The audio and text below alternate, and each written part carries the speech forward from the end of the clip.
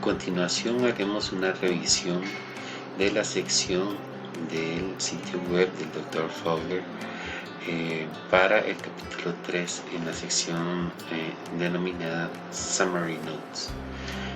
Aquí hablamos del capítulo 3, las leyes de velocidad, y bueno, iniciamos hablando con lo que sería el razonamiento, por qué existe este capítulo número 3. Entonces vemos que en el capítulo 2 nosotros habíamos hablado de que podemos tomar menos RA en función de X y hacer un gráfico conocido como Redsfield Plot, el cual tenemos pues mostrado aquí en estos gráficos que nos ponen de ejemplo. Y cuando tenemos el Redsfield Plot o la tabla que genera el Redsfield Plot, nosotros ya podemos hacer el sizing o la determinación del tamaño de los reactores o de la secuencia de reactores que nosotros vayamos a necesitar. El tema es, bueno, cómo nosotros obtenemos la función o la relación entre menos RA y la conversión.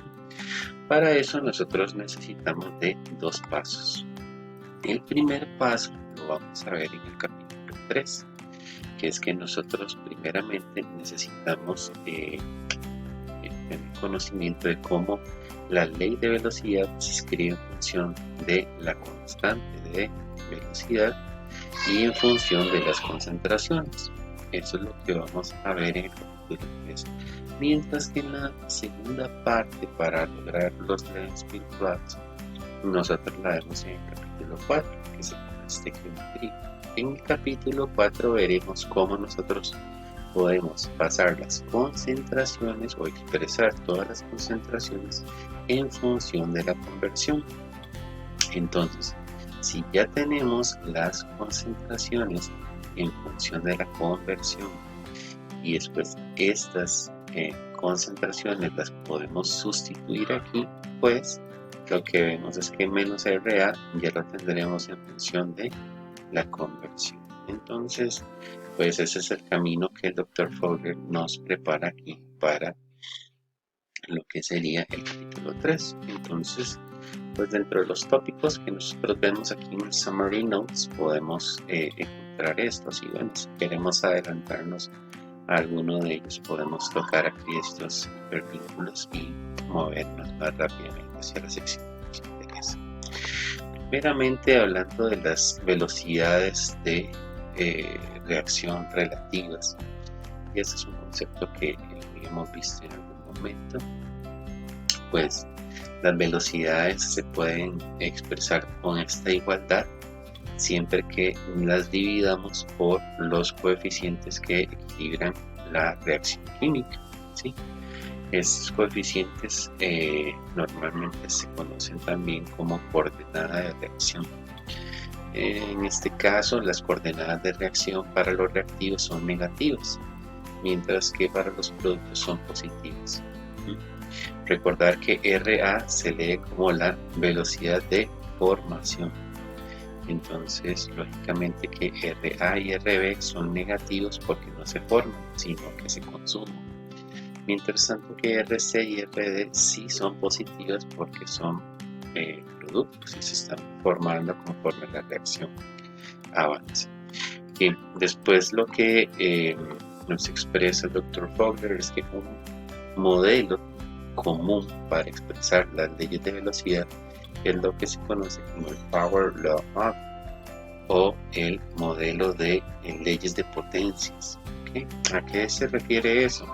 A que normalmente las leyes de velocidad se ajustan muy bien para tener esta forma que se expresa aquí, o sea que la velocidad de consumo del reactivo limitante estaría dada por una constante K, que es la constante de velocidad de la reacción, y una multiplicación de las concentraciones de los reactivos, y estas concentraciones de los reactivos van elevadas a un determinado número, alfa y beta, como se ha denominado aquí.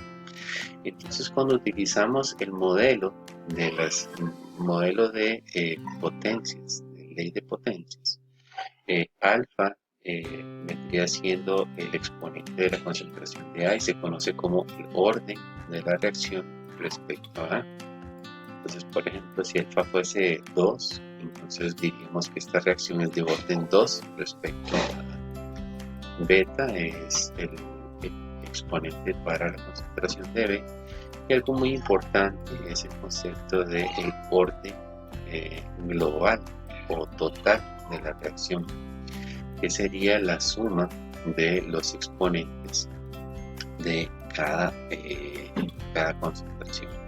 Por ejemplo, regresando a que alfa fuera 2 y por ejemplo beta fuese 1, entonces diríamos que la reacción es de orden 1 respecto a B, de orden 2 respecto a A y de orden global 3. ¿Sí? Es una medida de la dependencia de la velocidad respecto a las concentraciones. Entonces, esta tabla que se nos presenta aquí a continuación, la tabla 3.1, de hecho, así como está bien presente también en el libro, vemos ejemplos de reacciones de primer orden. ¿Sí? Entonces, vemos que la característica es que las concentraciones que están aquí en la ley son elevadas a la 1. ¿Sí? Elevadas a la 1. Acá esta última, que es reversible, también es de orden 1, de primer orden. Nada más que, bueno, como se verá más adelante, las reacciones reversibles tienen una cierta forma aquí de expresarse. Aquí algunos ejemplos de reacciones de segundo orden. Vean que, por ejemplo, aquí esta reacción no tiene ningún exponente a la 2, pero la velocidad de la reacción depende de la concentración del primero y del segundo reactivo en un orden de 1 en cada uno. Entonces, en orden global, esta reacción sería de orden 2. Le pasa lo mismo a esta de acá y también a esta, aunque es reversible, también sería de orden 2. Hay otro tipo de leyes de velocidad en las cuales eso se sale un poquito como de la forma que tienen las anteriores. Por ejemplo, vean que esta reacción es una reacción no elemental. Vean que aquí pues es un solo reactivo, y vean que curioso, la ley de velocidad de esta reacción tiene un exponente 3 medios, o sea 1.5. Entonces no es un número entero, sino que es un exponencial. Después esta por acá, por ejemplo, es una descomposición de cumeno para producir benceno y propileno. Vean la forma de la ley de velocidad, ya es una forma un poco más compleja. De hecho, aquí hay una dependencia de varios factores, ¿verdad? Y hay varias constantes. Esa es una forma de ley de velocidad que también nos podemos encontrar. Las reacciones enzimáticas, que eso se trata principalmente en el capítulo 9 del libro, también tienen una forma más bien aquí fraccionaria. Y las reacciones que tienen que ver con biomasa también, ¿verdad? De hecho, esas enzimáticas con biomasa sí se parecen entre ellas, pero vemos que se salen de lo que sería el modelo de potencia, ¿sí? Entonces, después el libro habla acerca de la constante de velocidad, y esto en algún momento se ha tocado y se ha hablado, y es el hecho de que la constante de velocidad tiene una dependencia de la temperatura, ¿sí? Entonces, pues Svante August Arrhenius fue quien propuso esta relación y de hecho recibió el premio Nobel de Química debido a su trabajo para formular esta relación. ¿Okay? Es curioso porque K ha recibido el nombre de constante de velocidad, pero en realidad no es constante si la temperatura cambia, ¿verdad? Entonces, extrañamente se le ha dejado ese nombre heredado, digamos, pero es una constante que no es constante, ¿verdad? Si la temperatura cambia. Entonces, pues ya la ecuación de Arrhenius es conocida para nosotros, ¿verdad? Esos son los factores que intervienen en la relación. Avanzando por acá un poco más, nos explican, ¿verdad? Por qué es que existe una energía de activación. Esta relación de aquí es una relación que también ya es conocida para nosotros, es para cambiar, para encontrar el valor de la constante de velocidad dado el valor de la constante a una temperatura conocida. Entonces, si a T1 ya nosotros sabemos que el valor de K es cierto valor, y nos preguntaran a una temperatura 2 cuál es ese valor, pues entonces utilizaríamos para calcularíamos mediante esta ecuación. Algo importante de esta expresión, que así es como lo pone el doctor Kohler en su libro, es que él pone aquí K paréntesis T2, y a veces tendemos a pensar que aquí lo que hay que hacer es agarrar K y multiplicarlo por T2, pero no es eso lo que él quiere decir con esta nomenclatura, sino que más bien esta es la K a la temperatura 2 y esta es la K a la temperatura 1. No es que haya que multiplicar aquí esto, sino que esta K se refiere a la K a esta temperatura, mientras que esta K que calcularíamos aquí sería a esta segunda temperatura. Entonces es un detalle ahí de escritura que hay que tener presente, ¿sí? A la hora de analizar eso de la escritura en el libro. Bien, entonces acá nos explica un poco por qué existe la energía de activación, ¿verdad? Y habla un poco acerca de lo que son las colisiones, qué tantas colisiones deben haber. Básicamente la energía de activación se entiende como una barrera que deben superar las moléculas para generar la reacción, ¿sí? Bien. Después, bueno, aquí siguen hablando de la constante K. La constante K siempre va a variar sus unidades dependiendo de cuál sea el orden global de la reacción. Entonces, si es de orden 0, tendremos que las unidades son estas. Si es de orden 1, estas, si es de orden 2, estas, y así sucesivamente. Si varía el orden, pues adquieren diferentes unidades. Lo importante es que menos RA siempre es mol por litro por tiempo. Siempre es así. Bien, este gráfico que se muestra acá es algo que se conoce como el gráfico de la coordenada de reacción. Básicamente lo que nos indica es la energía potencial que tienen los reactivos. En este caso, esta parte son los reactivos, estos son los productos. Esa es la parte intermedia, y por decirlo así, imaginando la energía de activación como una barrera, estos reactivos deben superar este valor de energía para poder progresar y llevar a cabo la reacción. Así es como se entiende el concepto de energía activa. Bien, después tenemos el concepto de reacciones elementales o leyes de velocidad elementales. Entonces, es un concepto sencillo en realidad. Una ley de velocidad es elemental si y solo si los coeficientes estequiométricos corresponden o son iguales a los órdenes individuales de cada reacción, ¿sí?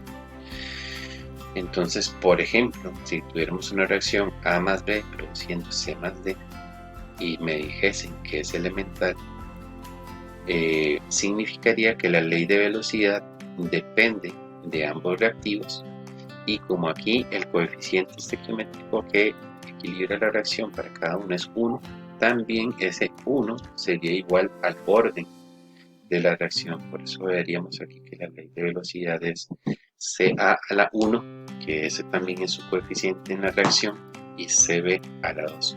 no siempre pasa esto en las reacciones, o sea, el orden de la reacción no necesariamente es igual a los números que equilibran la ecuación química. Cuando sucede eso, en ese caso especial que sucede, se denomina que la ley de velocidad es de tipo elemental. Aquí tenemos otro ejemplo. Por ejemplo, tenemos esta reacción, tenemos dos reactivos, ¿okay? Este tiene un coeficiente 2 para equilibrar la reacción, mientras que el oxígeno tiene coeficiente 1. Y si fuese elemental, veamos que entonces la velocidad de consumo de uno de los reactivos sería igual a la constante de velocidad. Vean que la concentración de NO va elevada a la 2. ¿Por qué? Porque su coeficiente es 2 y la concentración de oxígeno elevada a la 1 porque también aquí tenemos un coeficiente 1. Entonces, cuando tengamos esa coincidencia, decimos que la reacción, la ley de velocidad es de forma elemental. También, ¿verdad?, puede suceder entonces que no sea elemental. ¿Okay?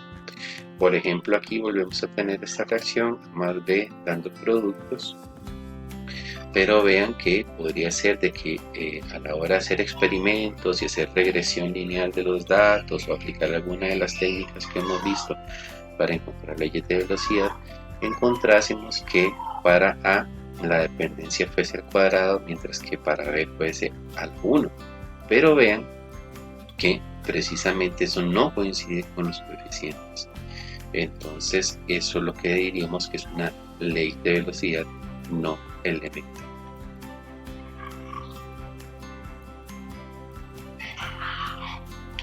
Bien, y lo último que se nos detalla en este capítulo, que es bien importante, es acerca de las reacciones reversibles. ¿Cómo escribimos las leyes de velocidad para reacciones reversibles? Entonces, aquí se nos da un ejemplo. Básicamente, nosotros lo que tenemos que hacer es sumar la velocidad hacia adelante y la velocidad reversa. Eso es lo que debemos hacer cuando tenemos reacciones reversibles. Entonces, acá se nos ha puesto un ejemplo. Tal vez no es el ejemplo más claro para hablar de este tópico, pero tenemos que la ley de velocidad hacia adelante, o sea, A más B produciendo C, tiene esta forma. Mientras tanto, que hay una ley de velocidad a la reversa, que sería más bien que C produzca A más B. En este caso, vean que, bueno, aquí el denominador es igual, ¿sí? Digo, no es el ejemplo más claro para explicar eso, pero el denominador es el mismo. Pero lo importante es lo de arriba. Vean que como esta reacción más bien C es el reactivo, pues la constante de velocidad y la presión parcial de C en este caso son las que son importantes, mientras que aquí, como A y B eran los reactivos, A y B son los que están arriba en el numerador. Si se suman estas dos expresiones, como dice aquí, la velocidad de reacción, la velocidad neta es sumar la velocidad para adelante y la velocidad reversa. Cuando se hace todo eso, pues se arregla un poquito la ecuación y nos queda en esta forma, ¿sí? Nos queda en esta forma. Tal vez eliminando el denominador para hacer la explicación de la ley de velocidad reversible. Esta acá es la constante de velocidad de reacción hacia adelante. ¿Okay? Aquí vean que PA por PB son las presiones parciales de A y de B, que serían las presiones parciales o las concentraciones también, que se puede transformar esta concentración de la reacción directa. ¿Okay? Entonces aquí se pone la expresión que iría para la reacción directa, se pone un negativo y después se escribe la presión parcial o la concentración del producto, más bien en este caso C, ¿verdad? Que aquí en esta reacción estaría la inversa, se pone C, y abajo esta Kp es la constante del equilibrio, Entonces, como les digo, obviando este denominador que está acá, las leyes de velocidad reversible siguen esa forma, es la constante directa multiplicando a una resta entre quienes, entre la ley de velocidad directa menos lo que sería la expresión para la ley de velocidad inversa, pero esta ley de velocidad inversa se divide entre la constante del equilibrio. Aquí, si nosotros quisiésemos, ¿verdad?, podemos tocar ese botoncito en la página del Dr. Fogler, dice Derive, y entonces él lo que nos pone aquí es un poco más de explicaciones de cómo se logra eso ya manualmente con todos los detalles, ¿verdad? Y bueno, hacia el final ya del capítulo, lo que nos dice que es muy importante es que recordemos, y en el apéndice C del libro viene un pequeño recordatorio de lo que es la constante del equilibrio. Recordemos que la constante del equilibrio que tiene esta forma de acá, ¿verdad? En este caso Kp, se pone Kp porque son presiones parciales de las sustancias. Se pondría Kc si fueran concentraciones molares de las sustancias. ¿Okay? Básicamente, este concepto de constante del equilibrio es una división entre las concentraciones o las presiones de los productos y las concentraciones o las presiones de los reactivos, y cada una de ellas elevado al coeficiente de la reacción química, ¿sí? Esto no es el orden de la reacción, no nos confundamos con que estos exponentes que tuvo aquí Kp son los órdenes de la reacción. No, recuerden que la constante del equilibrio más bien tiene que ver con la termodinámica, y en este caso está definida de que sea productos arriba, reactivos abajo, y los exponentes sean iguales a los coeficientes de la reacción química. Como vemos aquí, la reacción es C produciendo A más B, todos los coeficientes son 1, por eso aquí todas las potencias son 1, ¿verdad? Pero aquí para Kp siempre para las constantes del equilibrio, siempre los coeficientes de la reacción van a coincidir con las potencias que uno pone en la expresión de la constante del equilibrio. No sucede lo mismo con la constante de velocidad. ¿Okay? Bien, y algo interesante es que cuando nosotros en una ley de velocidad reversible ponemos que la velocidad sea cero, vemos que esta es la expresión que se escribió antes para la ley de velocidad, ¿verdad? Menos RA es todo esto. Si es cero, bueno, la única forma en que la velocidad de reacción es cero es que se haya alcanzado el equilibrio, ¿sí? Entonces, si ponemos cero y de aquí empezamos a despejar, nos vamos a dar cuenta que si de esta expresión nosotros nos interesa despejar aquí Kp poniendo esto igual que cero, nos vamos a dar cuenta que a lo que llegamos es a esta expresión, y volvemos a ver que esta expresión es justamente la expresión de la constante del equilibrio. Y pues ese es el summary notes del capítulo 3, lo más importante que tenemos para resaltar de lo que viene.